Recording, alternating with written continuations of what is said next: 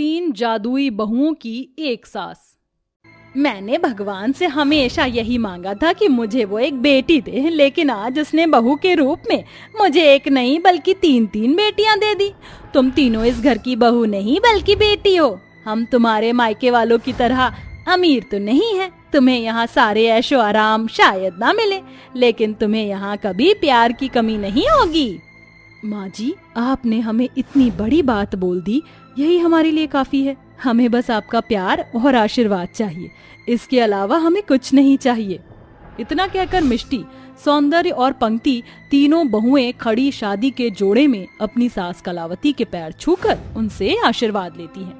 कलावती के तीनों बेटे अर्जुन, कार्तिक और लक्ष्मण की इन तीनों से आज शादी हुई होती है। सौंदर्य, पंक्ति और मिष्टी तीनों एक बहुत बड़े और अमीर परिवार की बेटियां होती हैं, लेकिन अर्जुन, कार्तिक और लक्ष्मण तीनों ही गरीब होते हैं। दरअसल ये लोग एक ही साथ एक ही कॉलेज में पढ़ते थे, जहां इन तीनों भाइयों को इन तीनों बहनों से प्यार हो गया था। आज हमारी पहली रसोई है, चलो अपनी पहली रसोई की तैयारी करते हैं। सौंदर्य, मिष्टी और पंक्ति जैसे ही चूल्हे के पास जाकर खाने के डब्बे देखती हैं तो सारा का सारा राशन खत्म हुआ होता है और सारे डब्बे खाली होते हैं, जिसे देखकर ये क्या, घर में तो राशन ही नहीं है और बिना राशन के हम लोग अपनी पहली रसोई का खाना कैसे बनाएंगे? अरे तो इसमें घबराने वाली कौन सी बात है, तुम भूल गई कि हमारे पास क्या है। पंक्ति के इतना बोलते ही सौंदर्य, मिष्टी और पंक्ति तीनों ही जादू करती हैं और उनके हाथों से सुनहरी चमकदार रोशनी निकलती है, जिसके चलते सारे रखे हुए राशन के खाली डब्बे राशन से भर जाते हैं। चलो अब राशन तो भर गया, अब जल्दी से अपनी पहली रसोई का खाना बनाते हैं। इतना बोलकर तीनों बहुएं जल्दी जल्दी बहुत सारा खाना बनाती हैं और ले जाकर सबको परोसती हैं। इतना स्वादिष्ट भोजन देखकर कलावती और उसके तीनों बेटे हैरान हो जाते हैं। बहू, घर में तो राशन कब का खत्म हो गया था, तो तुम तीनों ने ये खाना कैसे बनाया, वो भी इतना सारा? और हमने तो तुम्हें पैसे भी नहीं दिए थे, तो ये सब कैसे? जब हम सुबह चूल्हे के पास गए तो सारा राशन खत्म हो गया था, इसलिए हमने बाहर से राशन मंगवा लिया था। हमारे पास पैसे थे। लेकिन बहू, तुमने राशन क्यों मंगवाया? ये सब अच्छा थोड़ी ना लगता है। माँ जी, आपने ही तो कहा था कि हम इस घर की बहू नहीं बल्कि बेटियां हैं। अब बेटियां अपने परिवार के लिए नहीं करेंगी तो किसके लिए करेंगी? इतना बोलकर सौंदर्य बात को संभाल लेती है और ऐसे ही समय गुजरता रहता है। तीनों बहुएं अपने जादू से घर के सारे काम झटपट कर लेती और घर में कभी भी किसी चीज की जरूरत पड़ती है तो वो तीनों अपने जादू से उस चीज को ले आती, चाहे वो राशन हो, कपड़े हो या कोई भी सामान। ऐसे ही समय गुजरता है और एक दिन, पंक्ति, सौंदर्य, दिवाली आने वाली है, चलो मिलकर दिवाली की सफाई करते हैं। माँ जी मंदिर गई हैं, उनके आने से पहले ही हम सारी सफाई कर देते हैं। माँ जी ये सब देखकर बहुत खुश हो जाएंगी। हमें सफाई करने की क्या जरूरत है, हमारा जादू है ना, हम अपने जादू से उसके बाद दिवाली का सामान भी ले आएंगे। इस बार माँ जी और हमारे पति खुशियों भरी दिवाली मनाएंगे। इतना बोलकर तीनों बहुएं अपने जादू से घर की सफाई करने लगती हैं, लेकिन तभी अचानक उनकी सास कलावती आ जाती है। कलावती जैसे ही अपने घर के दरवाजे आती है तो देखती है कि झाड़ू अपने आप सफाई कर रही है और पोछा अपने आप पोछा लगा रहा है और उसकी तीनों बहुएं जादू करके घर में दिवाली का सारा सामान ला रही हैं। ये सब देखकर कलावती बहुत डर जाती है और चिल्लाते हुए कहती है, ये भगवान, कौन हो तुम तीनों? तुम तीनों कोई जादूगरनी हो ना, या कोई चुड़ैल डायन? कौन हो तुम तीनों? आप गलत समझ रही हैं माँ जी, हम कोई चुड़ैल डायन या जादूगरनी नहीं है, हम तो इंसान हैं। तुम तीनों कोई इंसान नहीं हो सकती, इंसान जादू कैसे कर सकता है? सच सच बताओ, कौन हो तुम तीनों, या मैं तांत्रिक बाबा को बुलाऊं? आपको ये सब करने की कोई जरूरत नहीं है, हम तीनों आपको सारी सच्चाई बताते हैं। मिष्टी, पंक्ति, अब माँ जी को सारी सच्चाई बताने का समय आ गया है। इतना बोलकर सौंदर्य, मिष्टी और पंक्ति अपने साथ कलावती को इन सभी के पीछे की कहानी बताने लगती हैं। प्लीज जल्दी से गाड़ी चलाइए, मुझसे बर्दाश्त नहीं हो रहा है। बस थोड़ी देर और अंजना, हम सब अस्पताल पहुंचने ही वाले हैं, बस थोड़ी देर और। अंजना गर्भवती होती है और उसे लेबर पेन शुरू हो जाता है, जिसके चलते गिरधर अंजना को जल्दी से अस्पताल लेकर जा रहा होता है। लेकिन जल्दबाजी में गाड़ी चलाने की वजह से गिरधर एक बूढ़ी अम्मा को गाड़ी से ठोकर मार देता है। हे भगवान, ये क्या हो गया? अब मैं क्या करूं? जल्दी से उनकी मदद करिए। अंजना के इतना बोलते ही गिरधर जल्दी से गाड़ी से उतरता है और उस बूढ़ी अम्मा को गाड़ी में बिठाकर अस्पताल ले जाता है, जहां एक तरफ वो बूढ़ी अम्मा का डॉक्टर ट्रीटमेंट कर रहे होते हैं, वहीं दूसरी तरफ अंजना की डिलीवरी हो रही होती है। अंजना थोड़ी देर में अपनी तीनों बेटियों को जन्म देती है। वहीं वो बूढ़ी अम्मा भी अब ठीक हो जाती हैं। अंजना देखो, हमारी तीनों बेटियां, ये तीनों तो तुम पर गई हैं। इनकी नाक, इनके होंठ, इनकी आंख बिल्कुल तुम्हारी जैसी है। मैं अपनी तीनों बेटियों को बिल्कुल राजकुमारी की तरह पालूंगा। इन्हें कभी किसी भी चीज की कमी नहीं होने दूंगा। भगवान ने हमें एक नहीं, दो नहीं, बल्कि 3-3 लक्ष्मी दी हैं। आज भगवान ने मेरी झोली खुशियों से भर दी है। सुनिए जी, उन बूढ़ी अम्मा का क्या हुआ जिनका हमारी गाड़ी के साथ एक्सीडेंट हो गया था? क्या अब वो ठीक हैं? ये तो मैं डॉक्टर से पूछना ही भूल गया। तुम आराम करो, मैं डॉक्टर से उनके बारे में पूछ कर आता हूँ। इतना बोलकर गिरधर जैसे ही जाने के लिए पीछे मुड़ता है तो देखता है कि वो बूढ़ी अम्मा गिरधर के पीछे ही खड़ी है। अरे अम्मा, आप तो बिल्कुल ठीक हैं। आपको तो काफी सारी चोट लगी थी। हाँ, मैं ठीक हूँ।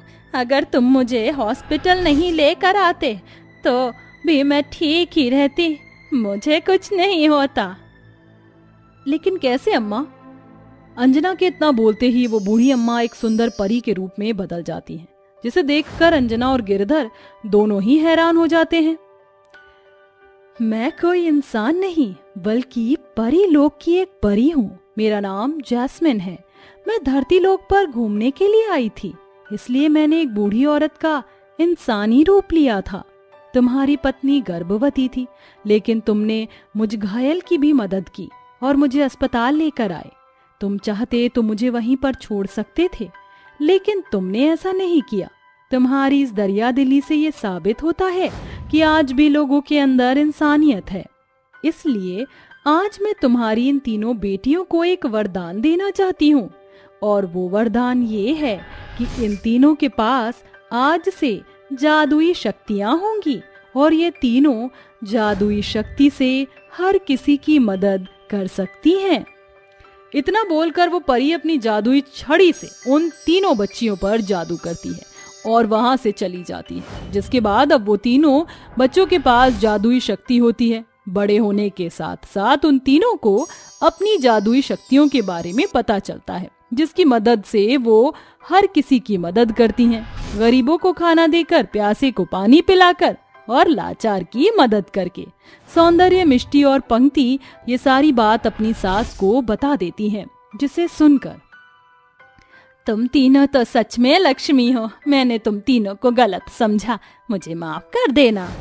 माँ जी, आप हमसे माफी मत मांगिए। आप तो हमारी माँ हैं और एक माँ अपनी बेटियों से कभी माफी नहीं मांगती है।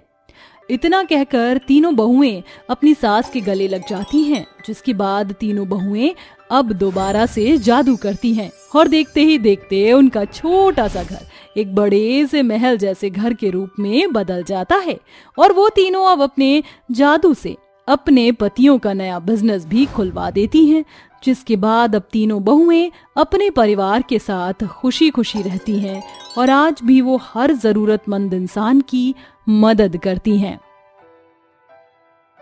संध्या भरी गर्मी में कपड़े सिल रही होती है, तभी उसकी पांचों ननंद कॉलेज से घर आती हैं। अरे सिमरन, पायल, टीना, चंचल, कोमल, आ गई मेरी प्यारी ननंद। उफ, कितनी गर्मी हो रही है। संध्या भाभी, प्लीज हम पांचों को पानी पिला दीजिए। हाँ, बस अभी लाती हूँ। संध्या बहू, मेरे लिए भी एक गिलास सत्तू बनाकर लेती आना, बड़ी गर्मी है। जी अच्छा माँ जी। संध्या कपड़े सिलना छोड़कर आंगन में गड़े हैंडपंप से अपनी पांचों ननंद को पानी लाकर देती है। तभी चंचल चिढ़कर कहती है, ये पानी तो थोड़ा सा भी ठंडा नहीं।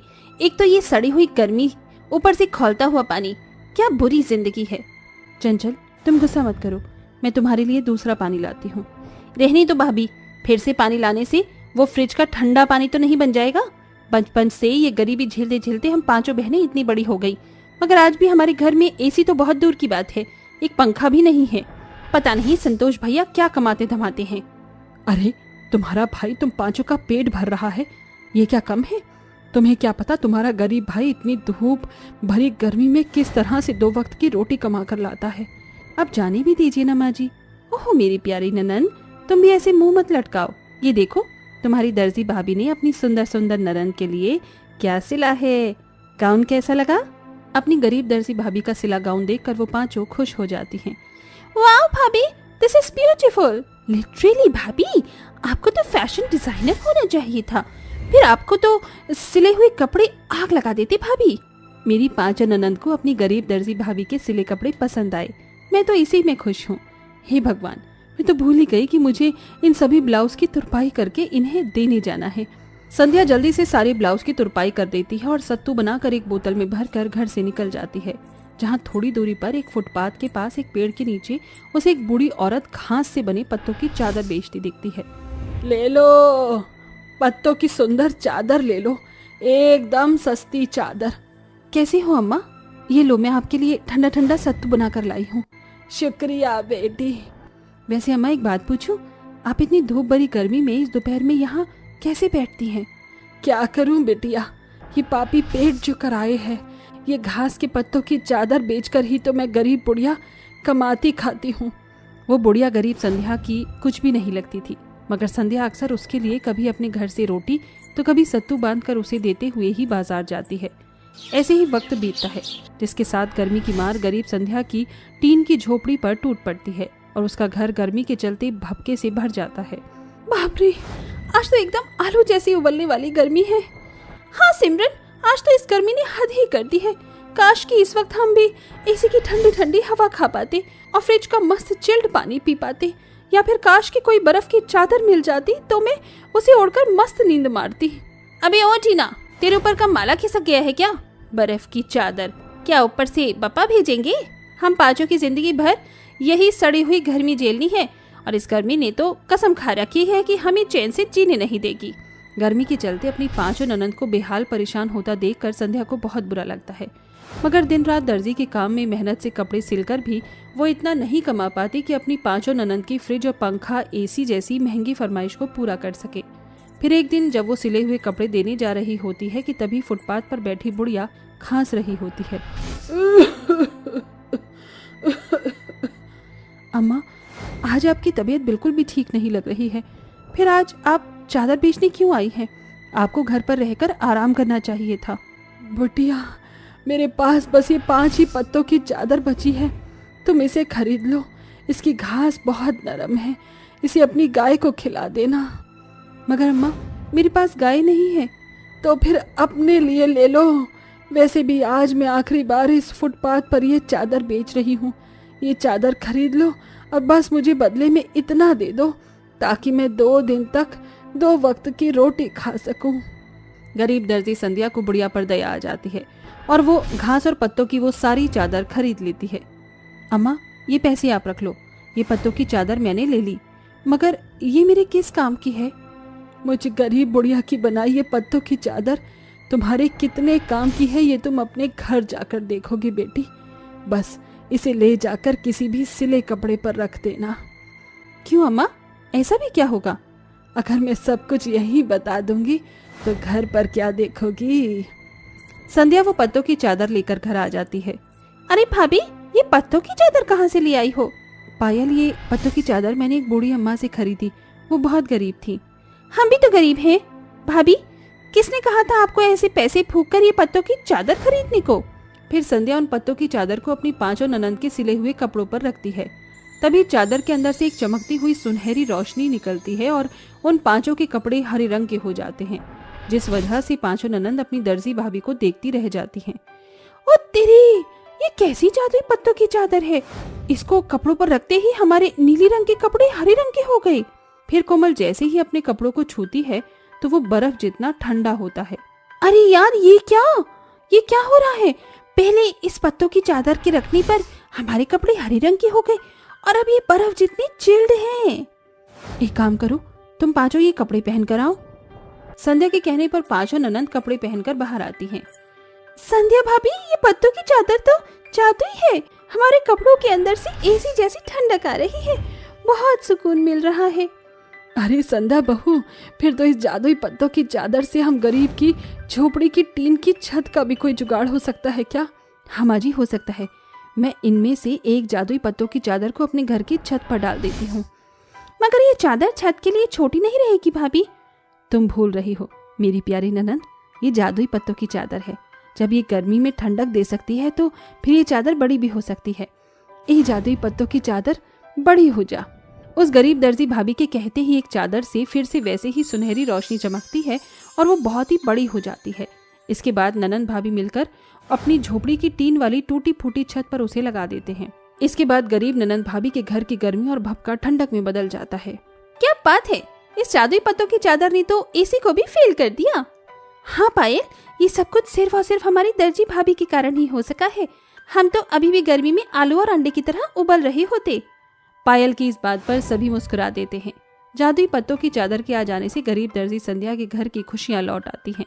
वहीं धीरे धीरे लोगों को भी ये पता चलता है, जिसके बाद उस गरीब दर्जी भाभी के घर ठंडक के चलते कपड़े सिलवाने वालों की लोगों की भीड़ लगी होती है। उस गरीब दर्जी भाभी के घर ठंडक के चलते कपड़े सिलवाने वाले लोगों की भीड़ लगने लगती है। अरे कहने वाले ने एकदम ठीक ही कहा था, एक गरीब के घर में इतनी ठंडक है।